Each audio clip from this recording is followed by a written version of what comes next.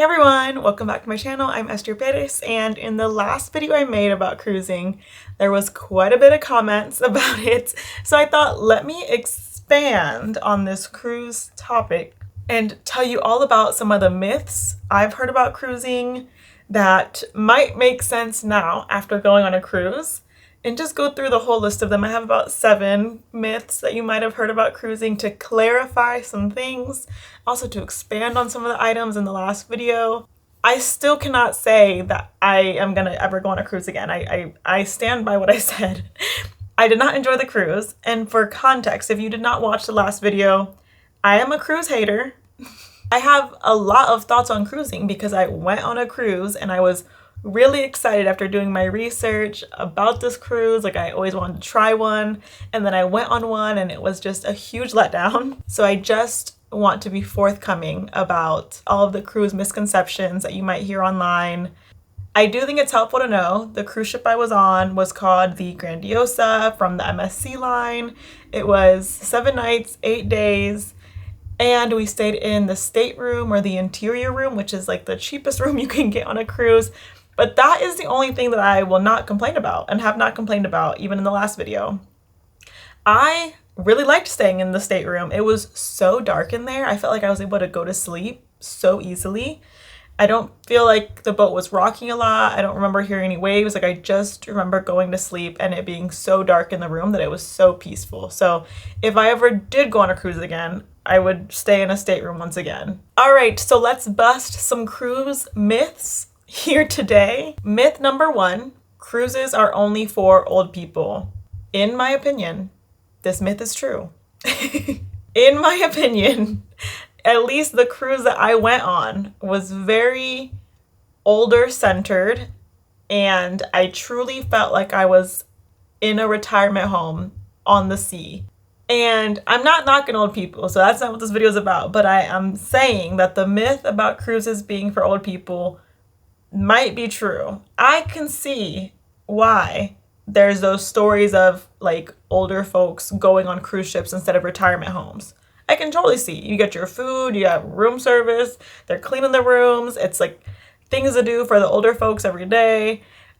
So yeah, I would say that myth is true.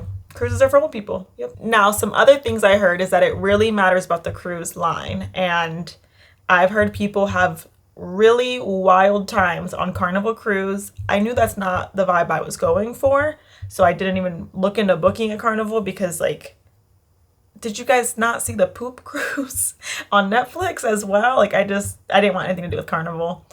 I also have heard in the comments from my last video that Disney cruises are a lot of fun, and I always thought you needed a kid to go on one of those, but apparently you don't. So maybe that would be a better alternative, but I can confirm the cruise ship I went on seemed like it was for old people.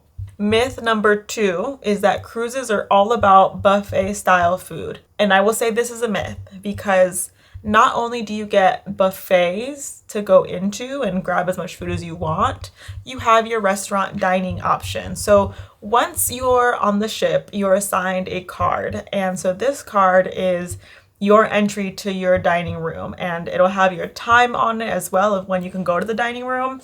You most likely pre-selected this before going on your cruise ship, but this is how the one I went on worked. So we had a later dining slot, and so we showed up to the dining hall around that time, and it was very much like restaurant style with a server who came and gave us bread, took our drink orders, and we just got to sit there the whole time and, enjoy our conversation and our food. Now, is the food super good in those dining rooms? I think it's better than the buffet style food. So that's why I'm saying that this is a myth, that they have more than just buffet style food. And yeah, I think that's all I can say about it. I don't want to get into like the food review here. Myth number 3 is that you'll get seasick no matter what. And I think it really just depends on how strong of a stomach you have. I am someone that I can get car sick. If I'm in the car and I'm in like the back, I will get car sick almost instantly. If the heat is on, if someone is driving crazy around us, if I'm getting anxiety, like I will get so car sick so easily. And I felt like a little like this, like I was doing this the whole time in my head.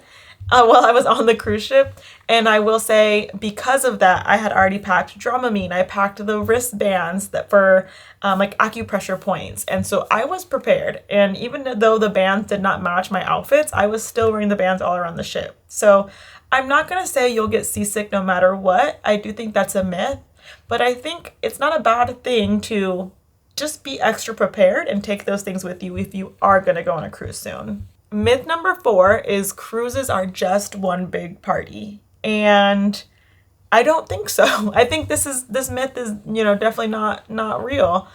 The cruise ship I went on did not seem like a party. Like I said earlier, I've heard the Carnival cruises very much feel like a party, so maybe go check out one of those cruises if you want a party vibe.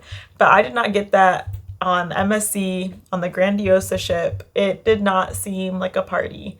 It gave opposite. It gave opposite vibes of a party.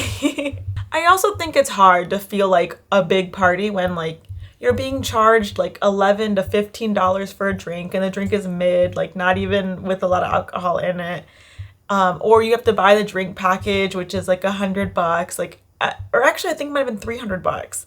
So yeah, I don't know. I feel like my idea of a good party is like the drinks aren't expensive or it's BYOB and or it's all included, like in a resort in Dominican or in Mexico where you've already paid your upfront price and can drink, all you want. So yeah, I do think it's hard for it to feel like a party if you have to constantly fork out the money for alcohol that's like very mid. Myth number 5, cruises are too expensive. I feel like this myth is loaded because it's subjective. Everyone makes a different amount of money. Everyone has just different like financial responsibilities. When I looked online, the cruises themselves weren't crazy pricey and you can find some for a lot cheaper, but I'm gonna assume the cheaper you go, the maybe worse your service might be or your whole experience on the ship. When I was looking at different cruises, like there were some that were pricier, but I mean the ship looked nice. Maybe the food tastes better than the cheaper ones. So I would say this myth is false. I wouldn't ever say cruises are too pricey. I think you can make anything cheap. I mean, they have, those cheaper ships that you hear horror stories about. You could go on one of those. And I think there's a way to make everything cheap nowadays. You just have to probably sacrifice service and comfortability. Myth number 6 is that you're stuck on the ship all week. It certainly felt like that at some points. So I think this myth is true. Yeah, unfortunately, I think this myth is true. It does feel like you're stuck on a ship just all week because even on the port days, once you stop and get out of the boat, you have only like 6 to 8 hours of exploration. And I just felt like the entire time I was out, I was constantly looking at my phone, like, how much time do we have left? I got to get back. I have to make sure that we're not late to this ship, to be mindful of the schedule. And so it does feel like you're on the ship for a whole week. I think there's obviously pros and cons to everything. I hope busting some of these myths helps in your decision on your cruise if you're looking into going on a cruise. I really can only say that I did not like my cruise experience. I would not go on a cruise again if I can avoid it. I would only go if it was like for a birthday or like a wedding, but I think if I am putting my money towards something like some type of holiday vacation, I think it would be better spent at like an all-inclusive resort where it is one price up front and you get to just go in and enjoy everything. I do think you can find some all-inclusive resorts that are around the same price as a cruise, but maybe I'll do that in another video. Like I said, this was totally my experience. You might be someone that loves cruises and you might think all of the myths I just said that were true are not, and that's totally fine. But from my experience, I can honestly say I did not enjoy cruising. I do think it's for older people, and I think it feels like you're just stuck on the ship all week. So there you have it. There are the myths. Some of them busted, some of them true. I hope this helps clear up any like confusion or questions about cruise ships. If you're thinking about taking a cruise, do not let me discourage you. I do think you should try everything once in life. So try your cruise. Let me know how it goes for you. I tried my one cruise and I think that was enough for me. I don't need to go back on a cruise unless it's for like a birthday or a wedding. If you do really like cruising, please feel free to tell me which cruise line you like so I can look into it. Not that I would go again, but it's always good to let my viewers know what other people are saying as well. So thanks for watching. If you haven't already, don't forget to like and subscribe to get more content like this. I'll see ya.